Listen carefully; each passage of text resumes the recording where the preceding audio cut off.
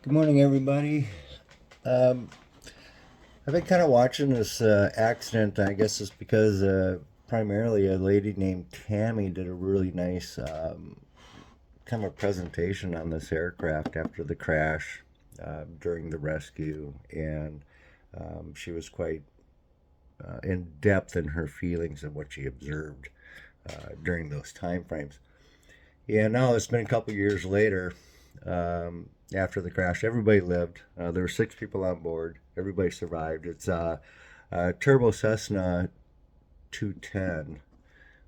Its N number was 761 Romeo Golf RG 761 RG, and it's a turbocharged Cessna 210M model.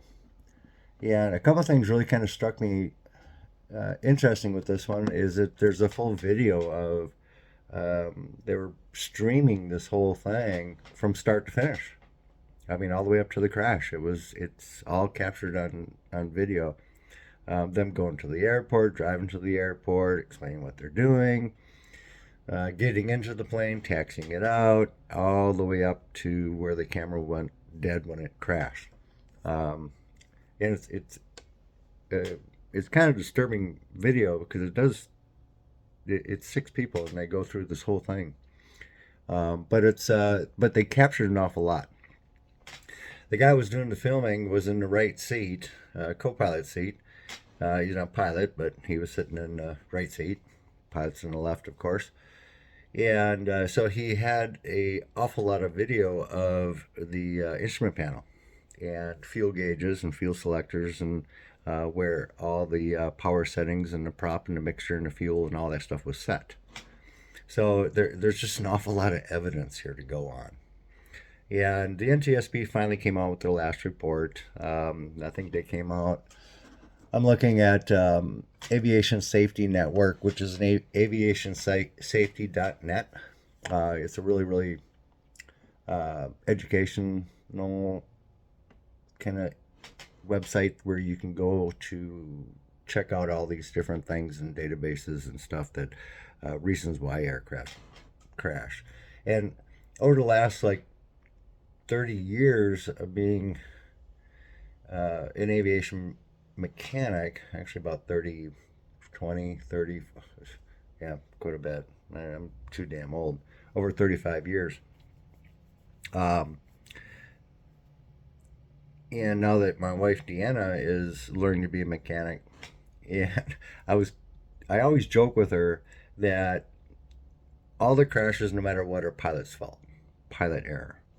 And some of the reasons why I say that is, a pilot recently called me up, said, "Hey, this doesn't look right," and I'm like, "Nope, it's not. Don't fly the aircraft." And another mechanic came out on site and said, "Yeah, it's fine. Don't worry about it." And they flew the airplane. Pilot error. There would be no way if something happened during that scenario and the aircraft crashed, the NTSB wouldn't say it's pilot error. Pilot failed to do what they knew was right and flew an airworthy aircraft. So it's pilot error. It's not the aircraft. It wasn't the way it was maintained. It's the fact that the pilot chose to fly an unairworthy aircraft or an aircraft that's low on fuel or during bad weather or things like that. Anyway, kind of getting off the beaten path here. The reason why I want to make a little video on this is I want to talk about unporting. And I know a lot of my friends on Facebook are pilots and they're mechanics, and this is one of the things that kind of really isn't talked about. And it's called fuel unporting. And what happens during fuel unporting, and every aircraft is different. So Pipers have a real narrow fuel tank, and they're very high. They're kind of thick. They're right at the leading edge of that wing.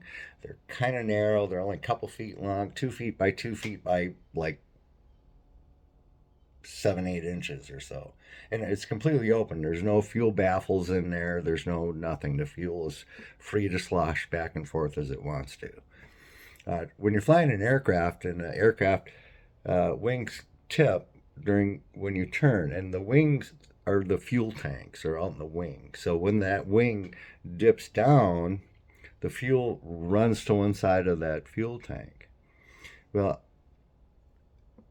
90% of the aircraft out there have a fuel port, and that fuel port is on the inboard side of that fuel tank.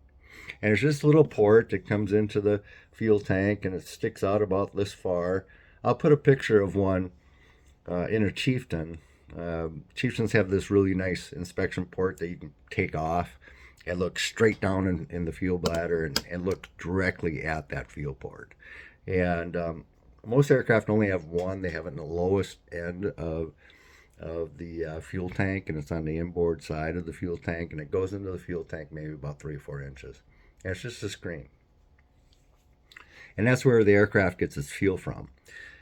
Unporting is when the fuel sloshes to the far side of that fuel tank, and that port is now in the air, and it's not sucking any fuel, and the engine starts out, just starts to spit and sputter, and you can get that wing back up, turn your controls, get that wing up, get the fuel back over to that port, and report it. And on this case study, it says the probable cause. One, it states that the pilot was 6 months out on his medical. Okay, well, that's not going to cause the crash unless he had a heart attack or something like that. So, but he stalled the aircraft twice. And the final time that he stalled it, he put the aircraft into a stall, and he was too close to the ground, unable to recover, and that's what caused the crash. And it says failure to maintain control of the aircraft during a partial power loss. That's the probable cause. That's the cause from the NTSB. Failure to maintain control of the aircraft during a partial power loss. Well, here's what I think happened. This is pretty specific stuff. I mean, when I first seen this video back a couple years ago, I was like, gosh, he's got like 6 people in there, and he doesn't have a whole hell of a lot of fuel. So in the video, it does show that right tank was about a quarter of a tank of fuel, and the left tank was about half, which is okay. During a short little jaunt flight, not too bad. But the 210, they don't have very big fuel tanks. They have like 44.5 gallons of fuel per side. And you got to think now, this is a turbocharged 6-cylinder, probably Continental engine, and it's burning about 18 gallons an hour. So let's just kind of round that up just for sake of conversation here. At 20 gallons an hour, you have 88 gallons of fuel. So you only have a few hours worth of, about 4 hours, 5 hours, give or take, of actual flight time, which is great. Doing 200 miles an hour, your range is there, so it's okay. But really don't have a lot of hours to put in there. When you got one at a quarter of a tank and one at just under a half a tank, you're looking at about 30 gallons of fuel total. And you're burning about, probably about close to about 18 gallons an hour on 30 gallons of fuel. So you got about an hour and a half of fuel in that airplane. But here's the bad part. So on a Chieftain, they have real long fuel tanks. They're fuel bladders that are in there, big rubber bladder. And they run all the way out from mid-wing, all the way under the engine nacelle, all the way to the wing root. They're very long. They're like 8 feet long. And then they're like 2 feet wide and about a foot tall. So they're pretty good size. So in a Chieftain, and Bonanzas are known for this. Bonanza is really known for this because they got a long fuel tank and it's very narrow. So fuel tank in an aircraft is kind of like this. So both of these have about the same amount of water in them. If you can see that. Pretty close.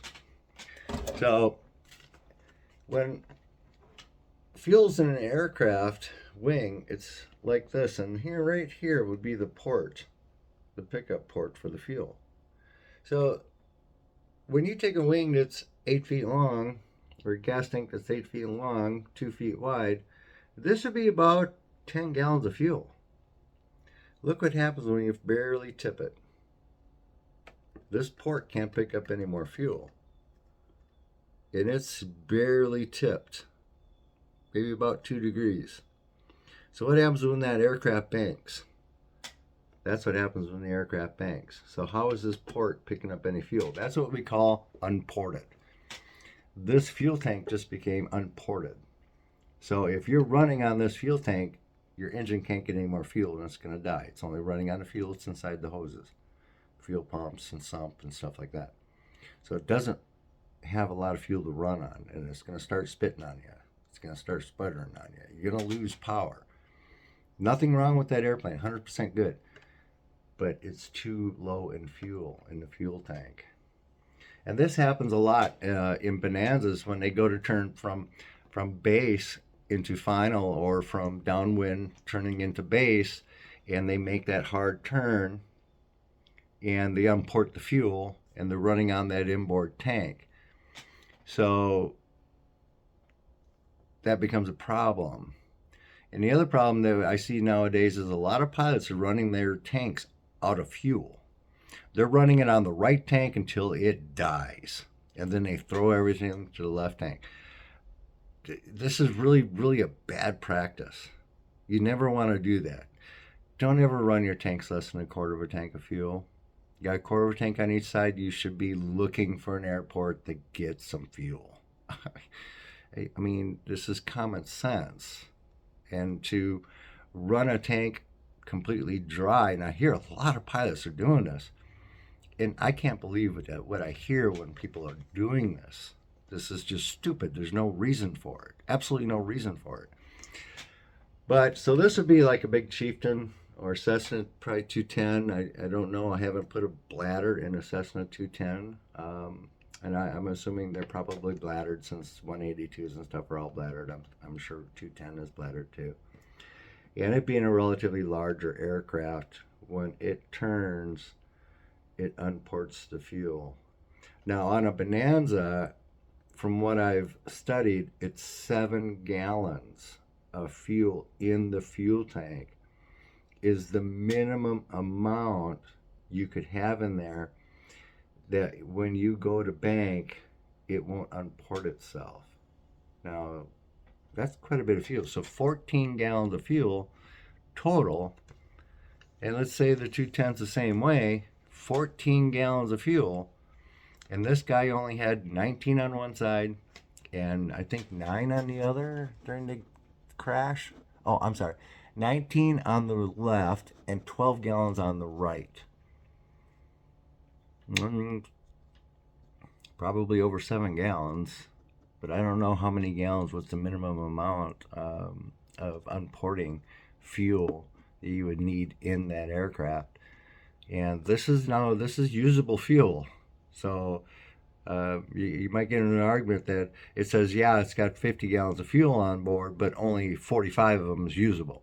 This is not the unporting fuel that it has to have is considered usable fuel.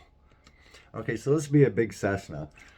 Same amount of water, and this is kind of in a Piper, and they're just a smaller tank. They keep the tanks narrow to actually stop unporting. So here's your port. Tip, tip, tip, tip, tip, tip, tip, tip, tip, tip, tip. And it's probably still getting fuel. Up there. Just became unported. So it can tip an awful lot longer ways, and it's a lot deeper. And they have this part of the tank as the lowest part of the fuel tank. Anyway, I think this accident of this aircraft is a prime example of unporting. I think if he would have selected another fuel tank right away, kicked on some boost pumps, immediately leveled the aircraft to the horizon, I think it would have probably been okay. I think it would have been able to recover the airplane, for one. Two, he was flying incredibly low. Now, there is a minimum altitude, especially over lakes and rivers and populated areas and stuff like that. So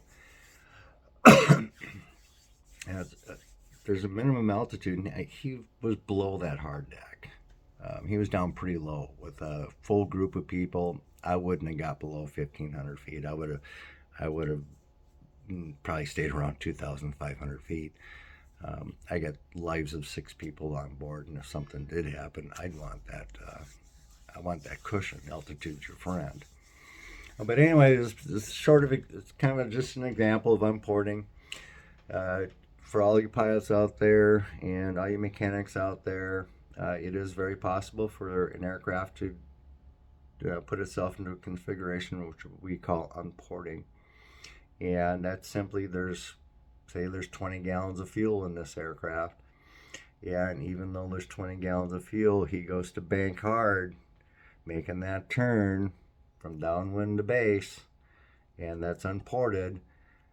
Now you got a big air bubble in the fuel tanks, and then for a short period of time, he flies tips again to make final, and it unports again. And that's usually where you start getting your engine spitting and sputtering, is right there on that base turn and into final. Um, so, quarter of a tank, maybe more. People just stop running aircraft so low on fuel. I know it's expensive. I know that, oh shit, I got 20 gallons of fuel in there. I'm only going to be up. I burn 10 gallons an hour. I can be up for 2 hours. That's not necessarily true. Um, you could be up there for 1 hour and not have a problem of unporting. But anything over that, you're raising that chance of unporting that fuel tank. So look into it, guys. It's not talked about very much in aviation about unporting. Look it up on YouTube. There's some really good examples out there about unporting. I think this accident is an example of unporting. I think the NTSB should be more specific on their accident reports.